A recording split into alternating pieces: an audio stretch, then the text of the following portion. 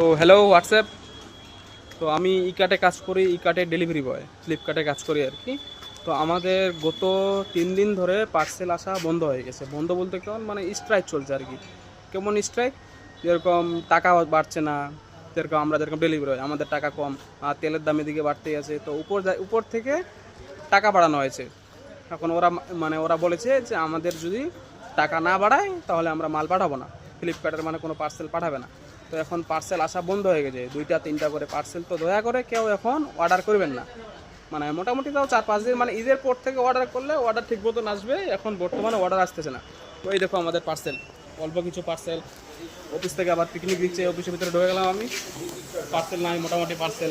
এই দেখো এইটুকু পার্সেল। এদিকে এদিকে আমাদের পিকনিক হচ্ছে।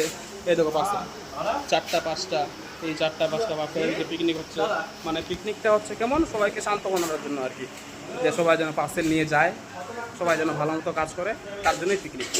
150-200 টাকা করে তেল পড়লে 4টা 5টা করে পার্সেল নিয়ে গিয়ে কী পোষাবে? কারো কোনো কিছু পোষাবে না। আমি যেরকম ভিরুলের দিকে কাজ করি, নালাগোলার দিকে, তো কয়টা পার্সেল আমার মোটামুটি সব মিলে 4-5টা পার্সেল। তো 4-5টা পার্সেল নিয়ে কি পোষাবে? কোনো পোষাবে না। তো এখন সবাই একটা কাজ করবা, যা অর্ডার করবা ঈদের পর অর্ডার করবা। এখন কোনো কিছু অর্ডার করবে না। এখন ফালতু অর্ডার করলে দেখা গেলো তুমি টাকা পে করে দিলে আগে থেকে, পার্সেল তো এমনিতেও পাবে না, টাকা পে করে দিলে তখন উল্টা চার্জ কাটবে, চার্জ কাটে পার্সেল ক্যান্সেল হয়ে যাবে। এটা অফিসের স্টাফ শিবুদা কিছু কি বলবেন? একটা ভ্লগ বানাচ্ছি, ব্লগ আর কি, যেন মানুষে আমাদের হচ্ছে in house staff mister Shibcharan Roy. ইনিও বলতে পারছেন না কবে কি স্ট্রাইক ঠিক হবে, কি মাল কবে থেকে আসা শুরু করবে, কিছু বলতে পারবেন?